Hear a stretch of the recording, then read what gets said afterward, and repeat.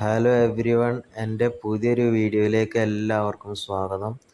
അപ്പോൾ ഇന്ന് life long air fryer ഉപയോഗിച്ച് ഒരു കോഴി പൊരിക്കുന്നതിൻ്റെ ദൃശ്യമാണ് ഞാൻ കാണിക്കാൻ പോകുന്നത്. അപ്പം അതെങ്ങനെയാണ് ചെയ്യുന്നത് എന്നുള്ളത് ഞാൻ നിങ്ങൾക്ക് കാണിച്ചു തരാം. അപ്പോൾ അതിൻ്റെ ദൃശ്യങ്ങളിലേക്ക് നമുക്ക് കടക്കാം. ആദ്യം തന്നെ അതിൻ്റെ ആ പിടിയുള്ള ഭാഗം അത് ഓപ്പണാക്കി വലിച്ചെടുക്കുക. അപ്പോൾ ഇത് ഞങ്ങൾ ചിക്കൻ പൊരിക്കാൻ വേണ്ടി പോകുന്നൊരു ഇതാണ് കാണിക്കാൻ പോകുന്നത് ഇതിൽ ഫസ്റ്റായിട്ട് തന്നെ. അപ്പോൾ ആദ്യം അതിന്മേൽ വെളിച്ചെണ്ണ അതിൻ്റെ താഴ്ഭാഗത്തായിട്ട് ഇങ്ങനെ ഒഴിച്ചു കൊടുക്കുക.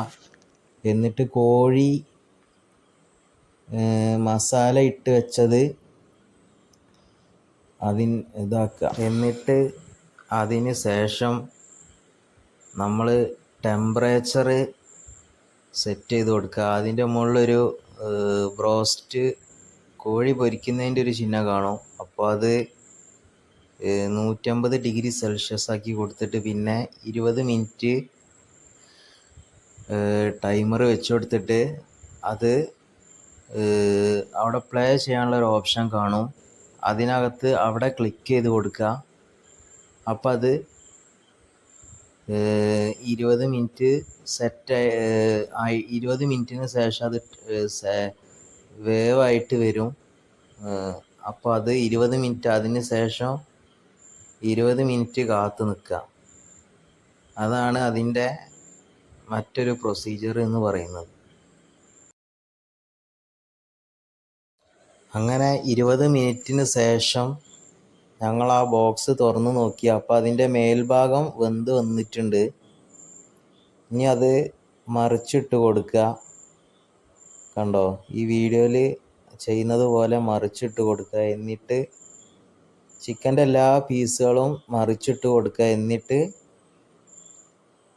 വീണ്ടും അത് അടച്ചു വെക്കുക, അതിനകത്തേക്ക് അടച്ചു വെക്കുക. എന്നിട്ട് നമുക്ക് എത്ര ടൈം വേണമെന്ന് വെച്ചാൽ നമുക്ക് അതിന്മേൽ സെറ്റ് ചെയ്ത് വെക്കാവുന്നതാണ്. അതാണ് ഇതിൻ്റെ അടുത്തൊരു പരിപാടി എന്ന് പറയുന്നത്. ഞങ്ങൾ ആദ്യം വെച്ച് 20 മിനിറ്റ് അത് വേവായതിന് ശേഷം രണ്ടാമത് അത് തുറന്നിട്ട് പിന്നെ 8 മിനിറ്റാണ് ഞങ്ങൾ ടൈമർ വെച്ച് കൊടുത്തത്. അപ്പോൾ 8 മിനിറ്റിന് ശേഷം എന്താണ് സംഭവിച്ചതെന്നുള്ളത് ഞാൻ നിങ്ങൾക്ക് കാണിച്ചു തരാം. അങ്ങനെ 8 മിനിറ്റ് വെച്ചതിന് ശേഷം ഞങ്ങൾ ചിക്കന് റെഡിയായി വന്നിട്ടുണ്ട്. അങ്ങനെ അത് ഞങ്ങളൊരു പാത്രത്തിലേക്ക് ഇട്ട് വെച്ചിരിക്കുകയാണ്. ഇനി ഇത് ടേസ്റ്റ് ചെയ്യുന്നതിൻ്റെ ഒരു ഇത് ഞാൻ കാണിച്ചു തരാം.